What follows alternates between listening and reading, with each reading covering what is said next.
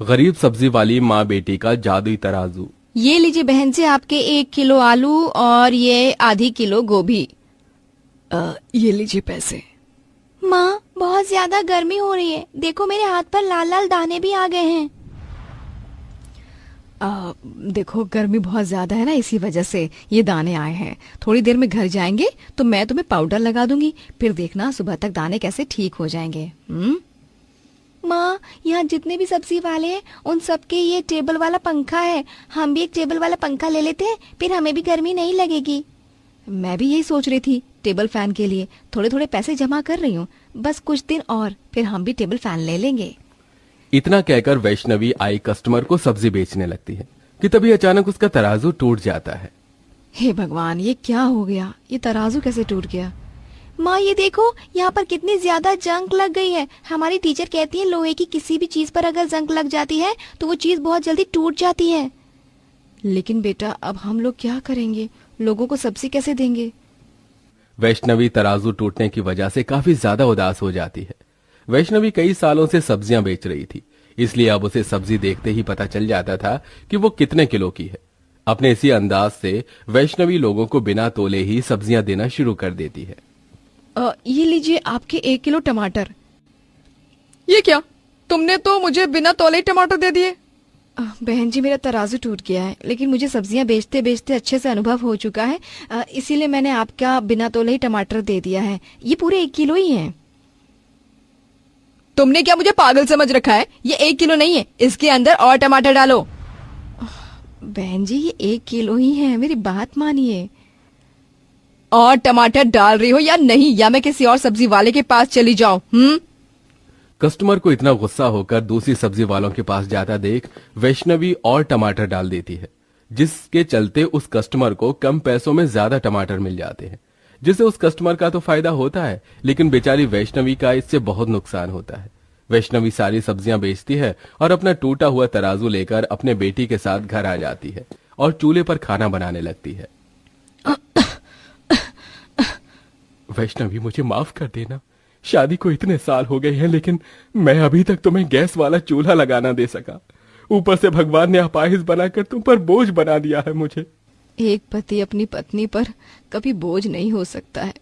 मैं जानती हूँ आप अंदर ही अंदर बहुत ज्यादा तकलीफ में हैं, लेकिन एक दिन देखना आप जरूर ठीक होंगे और फिर से अपने पैरों पर चल सकेंगे। विनोद अपने खेत में सब्जी की खेती कर उसे बाजार में बेचता था। एक दिन विनोद रोज की तरह बेच रहा होता है कि तभी एक लड़का तेज रफ्तार से गाड़ी लेकर बाजार में घुस जाता है। उस लड़के ने काफी ज्यादा शराब पी रखी होती है, इसलिए वो गाड़ी को ठीक से कंट्रोल नहीं कर पाता और सीधा विनोद के एक पैर पर चढ़ा देता है।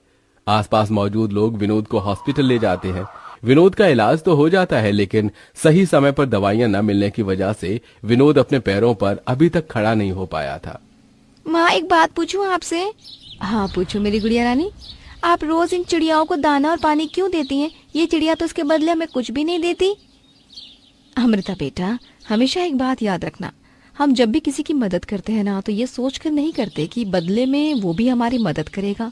ये चिड़िया तो बेजुबान है, इन्हें भूख प्यास लगने पर ये हमसे कुछ नहीं कह पाती, इसीलिए हम खुद ही इनके लिए दाना और पानी रखते हैं। अच्छा माँ, फिर लाओ मुझे भी दाना, मैं भी आज इन चिड़ियाओं को अपने हाथों से दाना खिलाऊंगी। वैष्णवी अमृता को कुछ दाने देती है, जिसके बाद दोनों माँ बेटी मिलकर चिड़ियाओं को दाना खिलाती हैं। वैष्णवी के खेत में एक बड़ा सा पेड़ था, जिस पर हर रोज ढेर सारी चिड़ियां आती थी, इसलिए वैष्णवी हमेशा इन चिड़ियाओं को दाना और पानी देती थी। ये 1 किलो आलू नहीं है, इसके अंदर तो अभी 4-5 आलू और आएंगे। और ये क्या, तुमने मुझे 1 किलो टमाटर दिए हैं? ये तो आधी किलो लग रही है। इंसान की मजबूरी का फायदा है कि इंसान कितना भरी भांति उठाता है। ये लोग जानबूझकर मुझसे ज्यादा सब्जियां दिलवाते हैं, इससे इनका तो फायदा, लेकिन मेरा कितना नुकसान होता है। वक्त गुजरने के साथ साथ वैष्णवी की सब्जियां तो खत्म हो रही थी, लेकिन पैसे वैष्णवी के पास बिल्कुल ना के बराबर थे, जिसका असर अब उसके घर परिवार पर होने लगा था। ये क्या माँ, कल भी आपने खिचड़ी बनाई थी और आज भी खिचड़ी बना दी, सड़ी सी। बेटा, घर में थोड़े से चावल थे तो मैंने हमारे लिए खिचड़ी और पापा के लिए दलिया बना दिया। थोड़ा सा आटा रखा हुआ था तो उसकी मैंने ये रोटियां डाल दी। चिड़ियाओं के आने का भी वक्त हो गया है, इसीलिए मैंने उनके लिए रोटी बना दी। घर में हम लोग एक एक रोटी के लिए तरस रहे हैं और आप अभी भी चिड़िया को खाना खिलाने में लगी हुई हैं। नहीं अमृता बेटा, ऐसा नहीं बोलते। मैंने उस दिन आपको समझाया था ना, आपको बैठकर यहाँ खिचड़ी खाओ, मैं जब तक चिड़िया का रोटी खिलाकर आती हूँ। वैष्णवी खेत में जाती है और रोटी के छोटे छोटे टुकड़े करके चिड़ियाओं को खिलाने लगती है। वैष्णवी दिन में हर काम भूल सकती थी, लेकिन चिड़ियाओं को पानी और दाना देना कभी नहीं भूलती थी। ऐसे ही एक महीना गुजर जाता है और अब वैष्णवी के घर की हालत हद से ज्यादा बदतर हो जाती है। आज मेरी तरफ से तुम लोगों के लिए ये आखिरी दाना है। न जाने कब फिर मैं तुम लोगों को दाना खिला पाऊंगी। मेरा परिवार बहुत ज्यादा मुश्किलों में है, क्या करूं कुछ समझ नहीं आ रहा है। ये कहते हुए वैष्णवी फूट फूट कर उन चिड़ियाओं के सामने रोने लगती है कि तभी वैष्णवी रो मत, तुम हमें रोते हुए अच्छी नहीं लगती। हे भगवान, ये क्या? ये चिड़िया तो हम इंसानों की तरह बोल रही है। वैष्णवी के इतना कहते ही वो चिड़िया देखते ही देखते काफी बड़ी हो जाती है और एक सुंदर सी परी के रूप में बदल जाती है। डरो मत, मैं एक जादुई चिड़िया हूँ। इतने सालों से तुम हमें रोज दाना खिला रही हो, और जब तुम्हारे पास हमारे लिए दाना नहीं था तब भी तुमने अपने हिस्से की रोटी हमें खिलाई। जब तुमने हमें कभी भूखा नहीं रखा तो हम तुम्हें क्यों भूखा रहने देंगे? मैं तुम्हारी कोई भी एक इच्छा पूरी कर सकती हूँ। बताओ तुम्हें क्या चाहिए? मुझे तुमसे ज्यादा कुछ नहीं, बस एक तराजू चाहिए। तराजू के आते ही सब कुछ पहले की तरह ठीक हो जाएगा। तुम एक बहुत अच्छी इंसान हो। अगर तुम्हारी जगह कोई और होता तो मुझसे सोना चांदी मांगता, लेकिन तुमने तो सिर्फ एक तराजू मांगा है। चिड़िया के इतना बोलते ही वहां देखते ही देखते वैष्णवी के सामने एक सुंदर सा तराजू आ जाता है। ये लो तुम्हारा तराजू, ये तुम्हारे परिवार की जिंदगी पूरी तरह से बदल देगा। इतना कहकर वो चिड़िया वहां से गायब हो जाती है। चिड़िया की बात तो वैष्णवी को समझ नहीं आती, लेकिन वो तराजू पाकर बहुत खुश होती है और तराजू लेकर वैष्णवी घर आ जाती है। तराजू तो मिल गया, अब देखती हूँ क्या ये सही से तौल रहा है या नहीं। वैष्णवी तराजू को चेक करने के लिए जैसे ही 4 आलू उस पर रखती है तो अचानक वो 4 आलू 8 आलू में बदल जाते हैं, जिसे देखकर आइला, जादू! लेकिन ये हुआ कैसे? वैष्णवी उन आलू को निकालकर जैसे ही उस तराजू पर टमाटर रखती है, वो टमाटर भी डबल हो जाते हैं, जिसे देख वैष्णवी उस तराजू पर जैसे ही कोई भी सब्जी रखती तो वो डबल हो जाती। ऐसे देख वैष्णवी बहुत ज्यादा खुश होती है।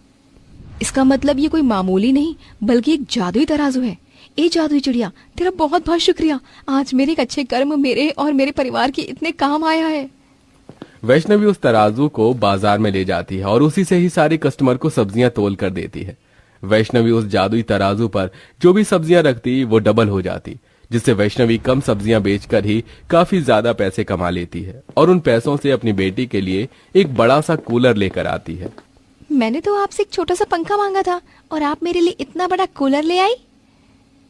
अब इस कूलर में हम सभी को बिल्कुल भी गर्मी नहीं लगेगी और हम आराम से सोएंगे।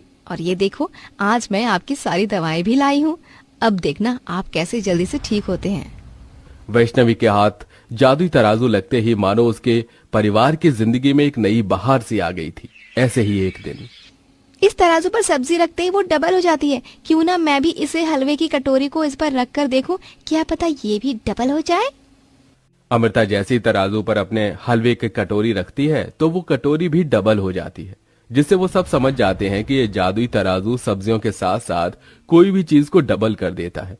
जिसे देख वैष्णवी सब्जियों के साथ साथ खाने पीने की चीजें उस तराजू पर रख देती है और उसे डबल कर देती है। धीरे धीरे समय यूं ही बीतने लगता है और सिर्फ कुछ ही महीनों में वैष्णवी अपने पूरे परिवार के लिए छोटा सा प्यारा सा घर खरीदती है और साथ ही साथ अपनी बेटी को एक अच्छे से बड़े से स्कूल में भी पढ़ाती है। और अब विनोद भी पूरी तरह से ठीक हो चुका था। इस जादुई तराजू की मदद से हमने अपनी जिंदगी तो संवार ली, लेकिन अब हम जादुई तराजू की मदद से अपनी नहीं बल्कि जरूरतमंद लोगों की मदद करेंगे।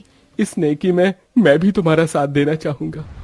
गर्मी को देखते हुए अमृता, विनोद खाने पीने की चीज, छोटे फैन और भी लोगों की जरूरत के लिए सारा सामान लेकर आते हैं और जादुई तराजू की मदद से उसे डबल कर सड़क, झोपड़पट्टी और रोड पर रह रहे लोगों की इन चीजों को देखकर मदद करते हैं और ऐसे ही लोगों की मदद करते हुए हंसी खुशी अपनी जिंदगी जीते हैं।